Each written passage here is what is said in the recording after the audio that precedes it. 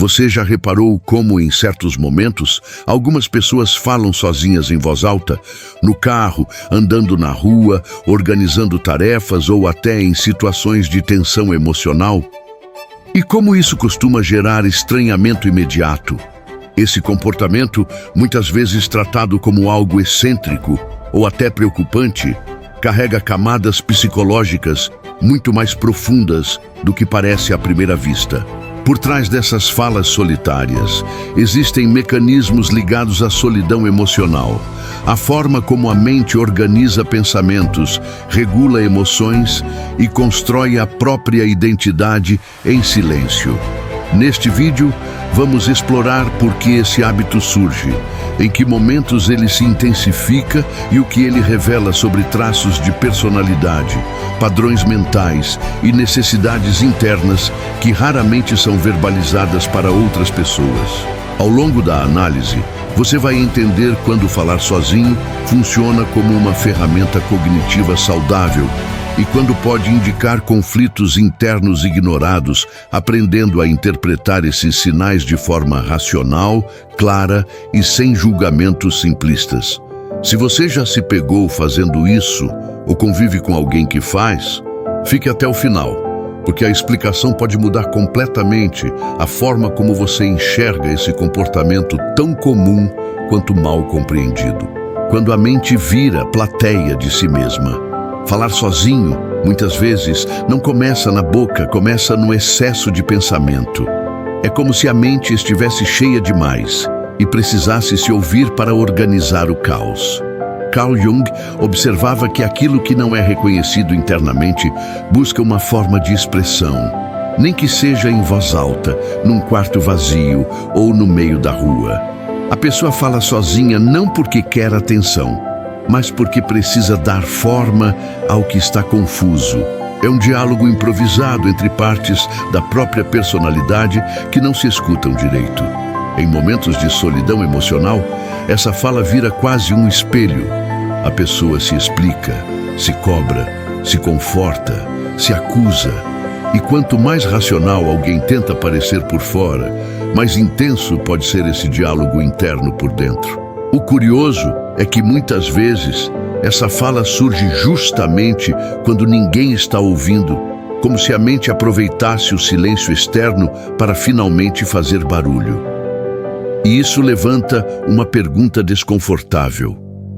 O que acontece quando essa conversa interna começa a ganhar um tom que a própria pessoa evita escutar? Existe um momento curioso em que a pessoa começa a falar sozinha sem nem perceber. Não é loucura, não é distração extrema, é excesso. Excesso de pensamento, de cobrança, de coisas não ditas. É quando a mente vira plateia de si mesma. No trânsito, no banho, andando pela casa vazia, a pessoa começa a verbalizar o que antes só ecoava por dentro. Carl Jung observava que tudo aquilo que não encontra espaço consciente acaba buscando uma saída simbólica, e a fala solitária muitas vezes é essa válvula. Não é conversa com o nada, é tentativa de organizar o emaranhado interno.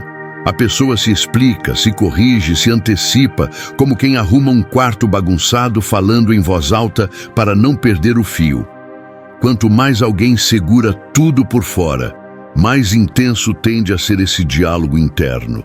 É comum em pessoas analíticas, solitárias ou que aprenderam cedo a se virar sozinhas. O silêncio externo vira palco. E nesse palco, a mente ensaia, revive, revisa. O problema não é falar sozinho. O ponto sensível é o tom dessa conversa, porque em algum momento essa voz deixa de ser apenas organização e começa a revelar algo que a própria pessoa vem evitando encarar. O hábito invisível de regular emoções. Existe um ponto em que falar sozinho deixa de ser só pensamento verbalizado e vira uma ferramenta emocional.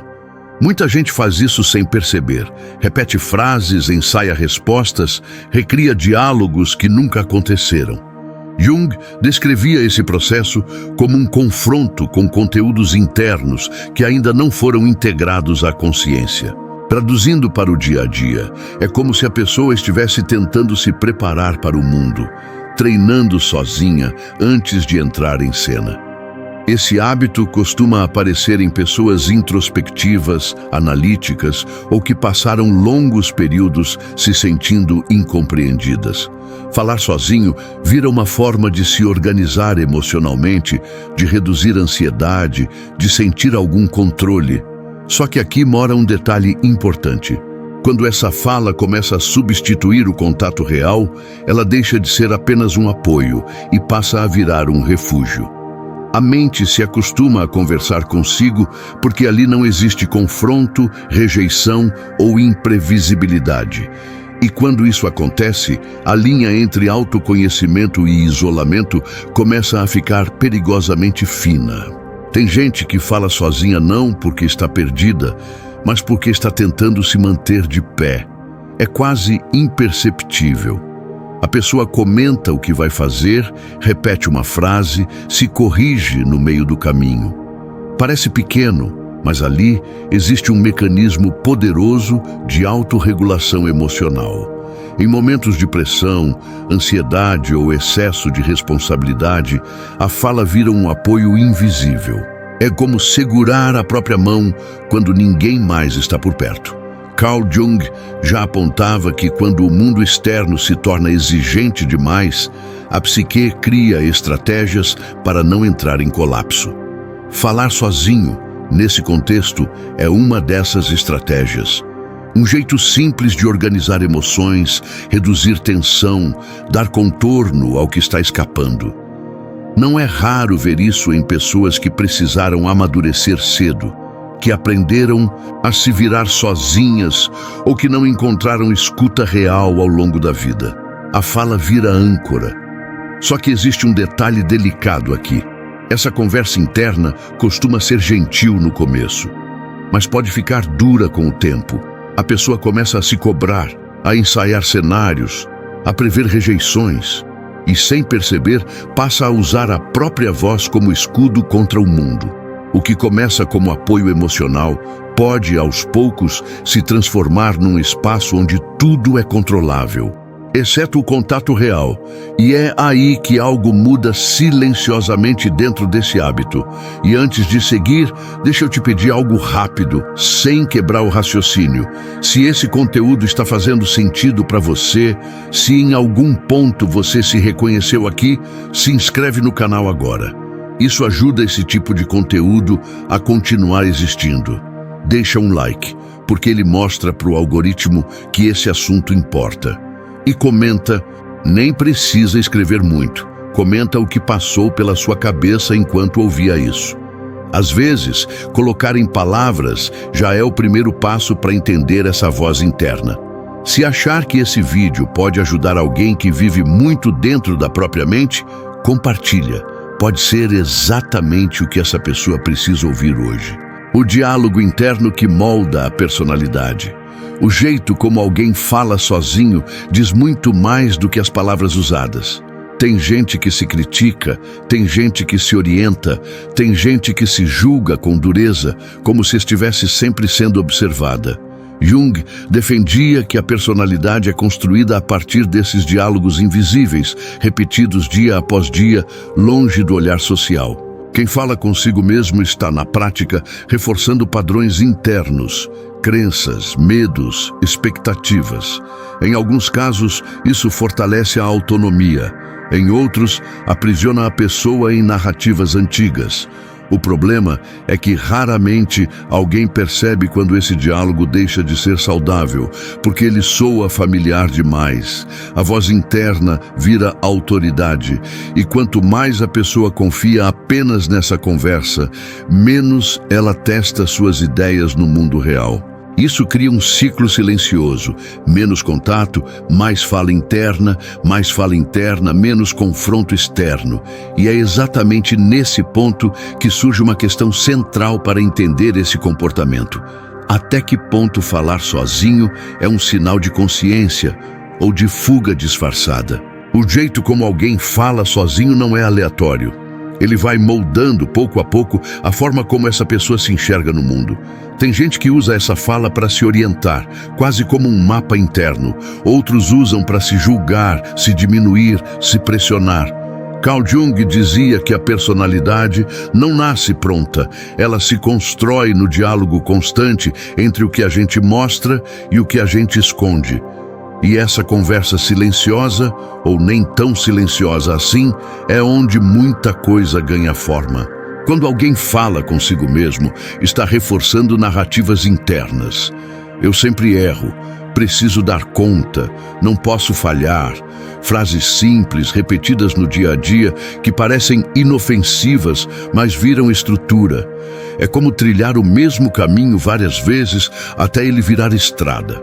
Com o tempo, a pessoa não percebe mais que está escolhendo aquele roteiro. Ele simplesmente acontece. E aí surge algo curioso. Quanto mais forte esse diálogo interno, menos a pessoa testa suas ideias fora. Ela responde antes de ouvir, decide antes de tentar, se protege antes de se expor. O mundo real vira ameaça porque não segue o script. E sem perceber, a própria mente passa a ser o lugar mais seguro e mais limitante. A questão não é falar sozinho. A questão é quem está no controle dessa conversa e quem está sendo moldado por ela. Quando a gente junta tudo isso, falar sozinho deixa de ser um detalhe estranho e passa a ser um sinal. Um sinal de como a mente tenta se organizar, se proteger e muitas vezes se definir. Aquela fala que começa para organizar pensamentos, depois vira apoio emocional e, sem perceber, passa a moldar a personalidade inteira. Jung dizia que aquilo que não é trazido à consciência acaba controlando a nossa vida por trás das cortinas. E esse diálogo interno é exatamente esse bastidor silencioso. Ele pode ser um espaço de clareza ou uma prisão confortável. Pode ajudar alguém a atravessar o caos ou manter a pessoa presa em versões antigas de si mesma. A diferença não está no ato de falar sozinho, mas na atenção dada a essa conversa. Porque a forma como você se trata quando ninguém está ouvindo costuma ser a base de todas as relações que você constrói depois. No fim, a pergunta que fica não é por que algumas pessoas falam sozinhas, mas algo bem mais direto e desconfortável. Que tipo de voz está conduzindo sua vida quando o mundo fica em silêncio? E aqui fica a parte mais importante de tudo isso. Falar sozinho não é sinal de fraqueza, é sinal de consciência em construção. É a mente tentando se entender, se organizar e seguir em frente do jeito que consegue. O poder está em perceber essa voz, escutar sem medo e escolher não ser refém dela. Quando você transforma esse diálogo interno em clareza, ele deixa de te limitar e passa a te fortalecer. Porque quem aprende a se escutar com honestidade, também aprende a se posicionar no mundo com mais firmeza. No fim das contas, a verdadeira maturidade começa quando a sua voz interior deixa de te sabotar e passa a te orientar. E se você chegou até aqui, é porque esse tema tocou em algum lugar importante dentro de você. Então faz o seguinte, se inscreve no canal agora, deixa o like para mostrar que esse tipo de conteúdo precisa continuar aparecendo e escreve um comentário dizendo simplesmente "Eu ouvi até o fim". Esse gesto simples mostra que você não só passou pelo vídeo, você ficou. E quem fica até o fim geralmente está pronto para enxergar coisas que muita gente evita.